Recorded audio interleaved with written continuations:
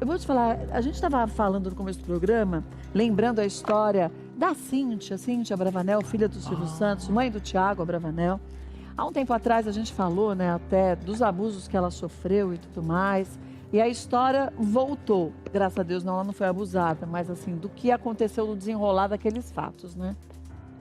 E é uma situação muito triste, porque envolve agressão física, socos, tapas. De alguma forma, lá atrás, ela já havia se manifestado pedindo para os veículos de imprensa esperarem uma decisão ser tomada, mas agora com um julgamento que tem causado, inclusive, muita revolta nas redes sociais, porque o agressor foi condenado com uma pena mínima. E aí, em nota... Ridículo até, né? Vamos falar a verdade? Ridículo, né? Pena mínima e vai cumprir em regime aberto. Ou seja, a impunidade, mais uma vez, para um agressor, né? E a gente vê inúmeros casos de feminicídio, mulheres Todos que muitas vezes ficam reféns dos seus maridos. E aí, ela é uma pessoa pública, né? A filha mais velha do Silvio Santos, a mãe do Tiago Abravanel. Em algum momento, até o próprio Tiago ficou calado, silenciado em relação a uma situação tão delicada. Só que agora, diante dessa impunidade, desse julgamento que elas não concordam, né, ela e a família, a Cíntia enviou uma nota pedindo respeito às pessoas. É um momento muito delicado, mas dizendo que sim, elas vão tentar fazer com que essa decisão da justiça seja revista, para que de alguma forma esse agressor pague pelo crime que fez de cometer uma violência contra ela, né? E não só no caso da própria Cíntia, mas no caso de todas as mulheres. Cíntias, Marias, Fabianas, de todas as mulheres que passam por isso. Porque eu acho que quando a gente vê uma pessoa pública, volta a dizer, como a Cíntia, falar de tudo que ela passou, do que ela está passando ainda, porque, de novo, é uma nova agressão.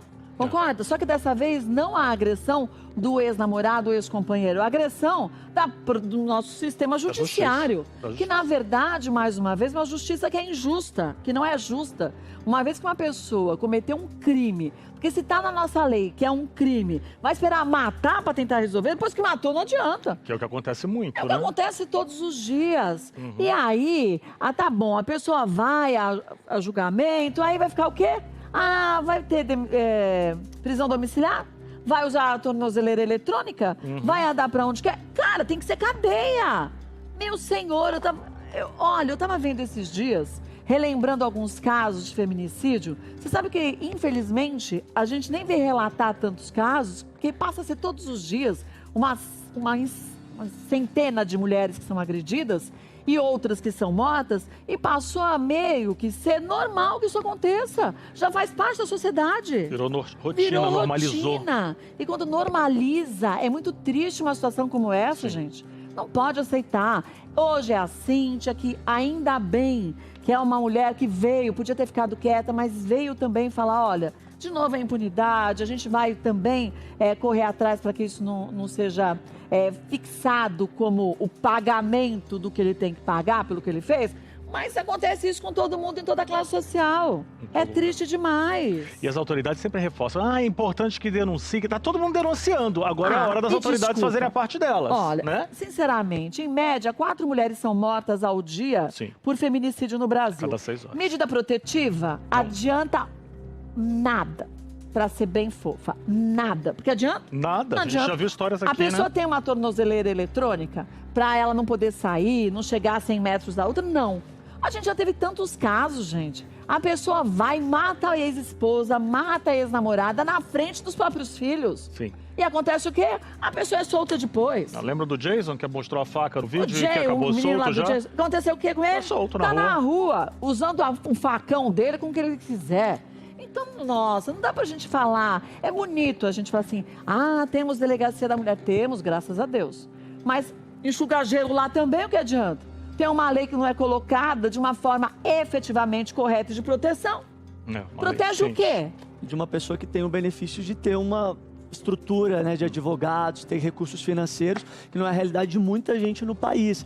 E ainda como uma pessoa, filha de Silvio Santos, uma figura pública, consegue de alguma forma ter uma comoção midiática em torno do caso. Quantas mulheres não têm essa oportunidade de ter voz, pelo menos, né? Mas posso te falar, Matheus? Mas tem comoção, mas não tem realização da lei de fato, concorda? Então eu acho que é importante para a gente discutir Mas se o rapaz quisesse também atrás da Cíntia matar a Cíntia, fazia isso. Como atrás de mim, atrás de qualquer mulher que a gente conheça. Bom, estamos falando sobre muitos assuntos durante o intervalo, mas antes da gente ir para o intervalo, a gente está falando do caso da Cíntia Bravanel e de todo o processo que ela tem sofrido, o processo de agressão, e que ela tem sofrido sim, porque a agressão foi lá atrás, mas que, no fim, quando se tem um resultado como esse da nossa injustiça, porque não é justiça, é injustiça, continua ainda o mesmo processo de agressão, não pelo agressor inicial, mas pela agressão do nosso judiciário, né? Infelizmente. Infelizmente, que acontece isso todos os dias com milhares de mulheres pelo Brasil.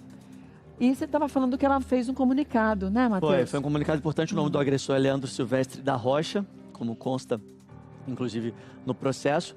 E aí, nesse comunicado, ela diz o seguinte, abre aspas, nesse momento, Cíntia Bravanel e sua defesa não irão se manifestar a respeito dos fatos divulgados pelos veículos de comunicação. Apesar de já ter sido proferida sentença condenatória, há recursos das partes a serem analisados pelo Tribunal de Justiça de São Paulo. Assim, em respeito ao Poder Judiciário e ao segredo de justiça vigente, nos pronunciaremos apenas ao final do processo. Solicitamos aos veículos de imprensa sua compreensão em um momento tão sensível, contando com o respeito à privacidade da Cíntia e de sua família. Agradecemos o carinho dos jornalistas e do público e reiteramos nossa intenção de tratar do assunto quando os fatos não mais estiverem sob sigilo. Mas um pouco que a gente já sabe já é terrível, né? Infelizmente. E mais uma vez nada está sendo feito. Infelizmente. Está lá o agressor saindo, resolvendo agredir quem ele quiser, quem assim ele achar interessante, e vida que segue dele. Cada agente de novo, cada dia você fica achando e tendo a certeza que a nossa justiça é injusta. Ela ela vai no caminho contrário ao que devia. É o básico. Só protege o bandido, o agressor, quem age errado. E as estatísticas mostram e comprovam que cada vez mais o cara que é agressor, que é denunciado, que é solto, volta para se vingar da vítima e acaba cometendo feminicídio. Sim, mas é porque ele tem certeza da impunidade. E aí ele mata a pessoa e acontece o que com ele? Nada também. Nada, ele vai ser solto de novo. Não. Aí, quando não fala que foi solto, fala assim, então, ele foi condenado a 10 anos, mas a cadeia tá tão cheia, vamos colocar uma tornozeleira eletrônica nele, porque aí ele fica em casa. Nossa, que condenação, né? Exatamente. É muito triste. Foram socos, tapas, foram agressões, a gente está dizendo, de uma vulnerabilidade dela ali nessa situação enorme. E que bom que ela, de alguma forma, conseguiu reagir, procurar os direitos e se separar, porque às vezes muitas mulheres têm uma dependência emocional, algumas até financeira, que precisam submeter a isso por muito tempo, né? E é difícil, né? Porque às vezes a gente tira como a gente agiria numa situação que a gente também nunca passou, né? Não. Sim. E quando a gente nunca passou, é fácil a gente falar, eu faria tal coisa. Eu posso dizer, eu pegaria meus filhos e fugiria. Se fosse na tua conjuntura, ele estava lascado na minha mão. Mas eu não vivenciei isso. Não, então é difícil a gente se colocar no lugar do outro, sendo que você não teve isso. Porque a agressão emocional, moral, financeira, agressão física, é tanta psicológica, é tanta coisa que é difícil, né? A gente ter a certeza do que se acontece. Mas o que se sente, mas o que a gente tem certeza é que por menos que a gente consiga ter uma ideia, já é terrível, já é inaceitável. Já é duro e duro. E você que é a vítima, é sempre a vítima. Você não tem culpa, não foi culpa sua, você não estimulou, porque muitas mulheres ainda acabam se colocando nesse lugar, né? Que os homens manipulam, né? É agressão psicológica, né? E ter uma rede de apoio nesse momento é muito importante, porque a gente sabe que no caso da Cíntia, as irmãs, todas dão todo o apoio. O próprio Tiago, a Bravanel, é um filho muito presente, está ali do lado dela. Mas a gente sabe que muitas mulheres, às vezes, elas não têm o apoio da família que julga quando decide se separar, ou muitas vezes até dos próprios filhos ou de colegas de trabalho. Então, o mais importante é nesse momento ter essa rede de apoio, né? Mas, às vezes, eu fico pensando, quanto tempo será que uma mulher sofrendo desse jeito leva para conseguir se sentir forte o suficiente para conversar com alguém? Sim, tem medo. Tem medo. E, às vezes, fala assim... Mas será que é tudo isso? Porque com as outras pessoas, a pessoa é sempre maravilhosa. É verdade. Então as pessoas vão achar que eu sou ruim e que eu tô sendo injusta com ele. Lembra a entrevista que eu fiz aqui, que no dia do velório da mãe, ele proibiu ela de ir no velório, a vítima, a mulher. Ela chegou lá, ele foi atrás, mas na frente de todo mundo era tipo, que genro lindo. Ele. Não, e ele estuprava ela. Estuprava ela dormindo. Ela colocou uma câmera, ele estuprava ela. E foi, o que foi que no final da entrevista ela ainda disse? Que aquilo me... parecia uma facada no meu peito. Ela falou, porque eu pensava... gente, será que eu fiz alguma coisa pra ele fazer isso comigo? Não cumpri meu papel, né? Não cumpri meu papel, porque eu cumpria meu papel de mulher. Aí você pensa, meu senhor, olha o que esse homem fez com a cabeça dessa mulher. A forma que ele destruiu essa mulher. Porque mesmo ela vendo as imagens, ela vendo tudo, tendo essa consciência, ela já estava longe dele, ela ainda se perguntava, mas eu tinha ali minha... Eu tinha as relações com ele, eu cumpria meu papel de mulher, né? Cumpria meu papel de esposa dele. Então, olha, ela ainda se questionava disso, mesmo depois de ter saído daquela situação. Que uma mulher inteligente, advogada, bonita, não tem isso, né? Nossa, gente, não tem. Cada pessoa olha, muito mas é muito triste. E se você está passando por isso, busque uma ajuda mesmo. Converse com alguém, se abra, busque um psicólogo, mas a gente tem que se movimentar. Mas que não é fácil, eu imagino, não deve ser fácil para esse primeiro passo, principalmente para os outros passos também, né? Não mesmo.